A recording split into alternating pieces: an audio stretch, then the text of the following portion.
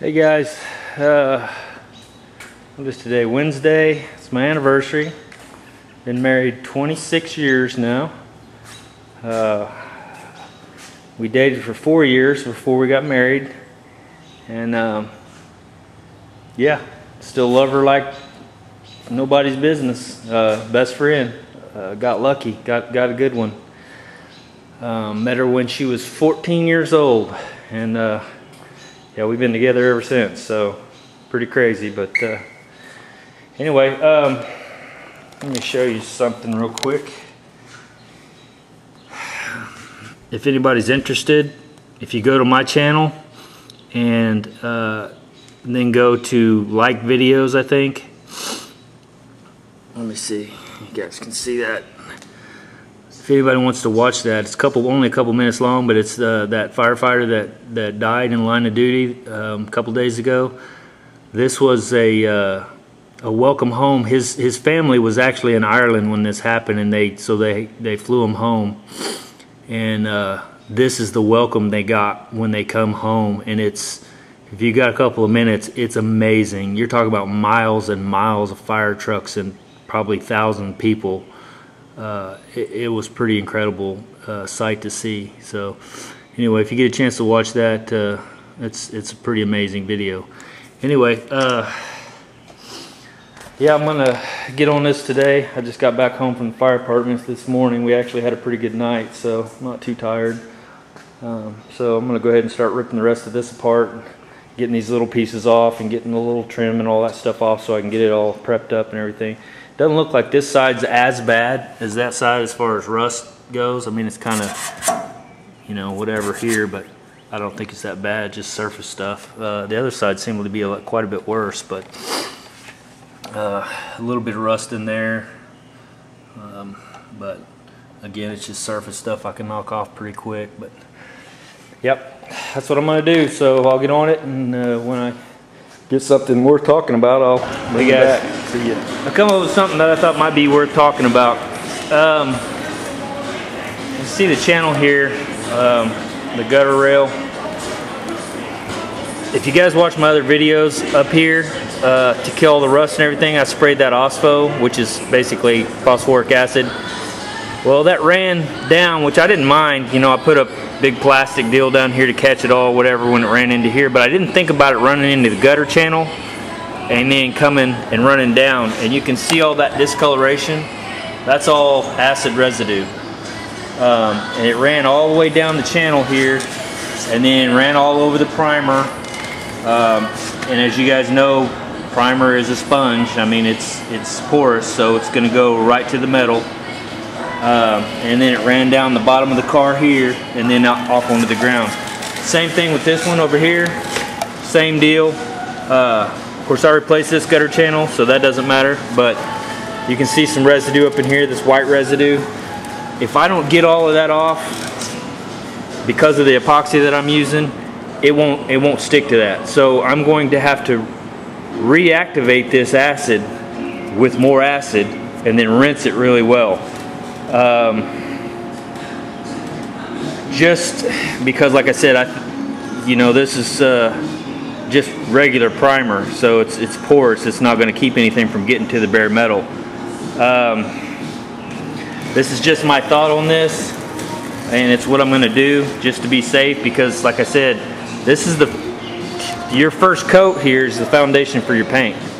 And so if that doesn't stick, nothing else is going to stick. You know, your rest of your high build primer, your paint, your clear, all that stuff's just going to come off. I mean, because it's only as good as the foundation. So like I'm saying, I'm going to have to get all this out of here. So what my point is while I like that stuff pretty well, for some things it may not be the best thing to spray it just arbitrarily wherever like I did that, because now I'm having to clean all this up. Now there's something else called naval jelly. It's phosphoric acid too. I don't think it's quite as strong. Probably does the same thing, but it's in it's a gel, I guess, and you can kind of just put it where you want it, and it doesn't, you know what I mean, it'll kind of stick. It won't run down your channels and all that kind of stuff. So that might be a better option if you're going to kind of go this route to try to kill the rust. But yeah, I'm learning the hard way here that I'm gonna have to clean all that up, because if I just wire wheel that or sand that down and then spray that epoxy over it, yeah, this isn't gonna stick. That paint, I mean, all that work I do, that paint won't stick to that. So that shit got down into places you don't want it, you know what I mean? So like I said, I'm just trying to keep other people from doing, you know, some of the things that I'm figuring out. It's like, well, I haven't had any failures yet, but I'm just trying to be proactive so I don't have, because I was looking at that thinking, you know, all that is that acid residue, and I've already done the test with this primer. Now, this stuff may work well with other primers. You may be able to paint right over it, I don't know. But that SPI, you can't. So just a heads up on that, if you're gonna use that acid etch or acid based stuff. But yeah, you can see it ran all over the place down here and all that, so I've got to clean all that stuff up. And like I said, I think just wire wheeling it off or grinding it off or sanding it down is not going to neutralize that acid. All that's going to do is get it, you know, I mean, it looked like bare metal, but then when I go ahead and spray that on there, it's going to be just like that test that I did, and the stuff's going to pop right off. So I've got to really make sure. And so the thing is I've got to go back over that with the acid and make sure I clean it really good and then rinse it really good. So anyway, just a heads up on that. The other day or other night I come out here just goofing off and put tape to make those like 3/16 gap, just kind of get an idea what it'd look like, and so that kind of gives you an idea about what that gap's going to look like when it's done. It's really nice. And what I'll do is just leave this tape on here like this, pull this fender back off, and then get my wire and put, you know, kind of space it out with this tape as a guide. Kind of give me an idea. You know, I have to go back in and grind it and make it, you know, make it right, but that'll kind of give me a guide to start with, you know. And I know I've seen some guys just use weld instead of actually doing the rod. They just tack welds on there and then grind those welds down. That's probably another way to do it. I don't want to really apply that much heat to that, so I'm going to go ahead and use a little bit of filler rod with it. Anyway, yeah, main thing was I was just looking at that stuff thinking, you know, that stuff ran all over the place. So yeah, if you were to spray that up on, say, your roof or whatever, and you don't watch where it's going, it could run all down inside crevices that you don't know, and then you go to epoxy and you're not realizing it. Might bite you in the butt. So like I said, there may be other, you know, Matrix or any of those. I don't know. You'd have to check the guide sheets on those. They may spray right over that stuff, and if that's the case, then you don't have to worry about it. But yeah, just a heads up. Hey guys, see you guys later. I know you guys like tools. I showed this before. I never showed it working. I don't think, maybe I did, I don't know. Anyway, I got this on the air, and basically that's, you can see those are just, I picked this up at Home Depot. I don't know if you guys got Lowe's, places like that. I think I paid $9.99 for it or whatever. It says it's made in Germany.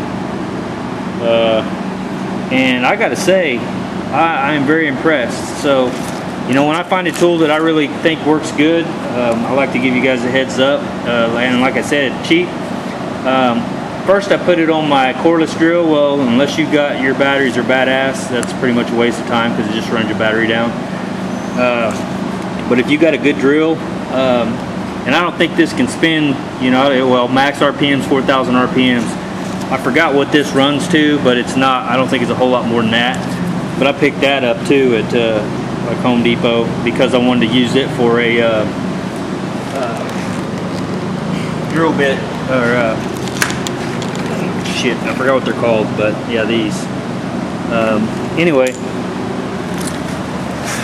these are, so far I had a bunch of, you can see where it's black underneath there.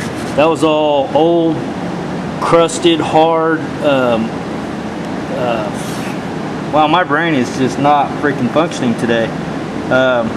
Seam sealer, and I still have some down here, but anyway, I used it right here, and it looked like this, and yeah, just running it up there, it polished the crap out. Just took it right down the metal, and up here, did it up here, and then ran it across here. So I'm pretty well set for, you know, being able. I might run a roll lock real quick over it with 80 or not 80, 50, and just rough it up a little bit more, because it doesn't look like it, which is good. I mean, you don't want it tearing your metal all crap. It doesn't throw sparks. It's not removing metal. It's just literally removing the crap. So anyway, I thought I'd give you a heads up. And like I said, you can see those black, and it eat it right off. I've got that crap all over the place. You can see it all in the fender wells. I got it over my legs, all over the floor. Yeah, it spits it out like right now. So anyway, I thought I'd give you a heads up on that. Still just prepping this. I knocked this lip off and ground that down, and took this little panel here off. I still got to clean under there. You can see where it's rusted in between those two panels, so I'll clean that up real good. I'm not going to say this takes rust off, because it really doesn't too much. You can see I ran it right here, and it leaves the rust down in the pits. It takes the big stuff off, but yeah, you'd have to get a fine wire wheel or something else to take that off, or clean it with whatever you like to kill rust with, but roll lock disc or whatever. But for the big crappy stuff, tar and all that kind of stuff, man, that sucker is really good. And like I said, I'm using crap out of it, and it's not, none of the wires are bending or breaking. I mean, they're pretty thick. So anyway, yeah, so I won't go on too much more about that, but like I said, and I can't remember what this was called exactly. I did a deal on it on one of my videos earlier. Forgot what it was called. It had some kind of name, but anyway, yeah, I thought I'd share that with you. Pop some little holes in this, because I forgot to last time. You remember on that side I had to get in there and try to get the holes from the inside while I already had the outside panel on, so I got a little smarter. Learned something off that. Pop your holes before, so then you can just get in there and weld it up and not have to try to drill holes in it while your panel's on it. That was dumb, but you know, that's how we learn. So got all this stuff off so I can mount the new panel on. Drilled these holes here. Haven't tried to separate this yet, but looking up inside there, I think we talked about this last time. This panel here goes farther up in there, and I think it's welded up inside here from the inside as well. So I may try to mess with that, because last time I pulled this up, like creased it up, you know, and then cut that little piece of metal out of there, and then I had to beat it back down. Well, anytime, we talked about this too, when you crease that metal up like that, it weakens it right here, and I didn't like that too much on this side. So yeah, if I could keep from doing that, it'd be nice. Yeah, I had to weld all the way up in there, because it made that weak, so I didn't care for that. So if I can, I'm going to try to be able to get that piece out from underneath there by taking the welds out from the inside. Whether it works or not, I don't know, we'll see. But it's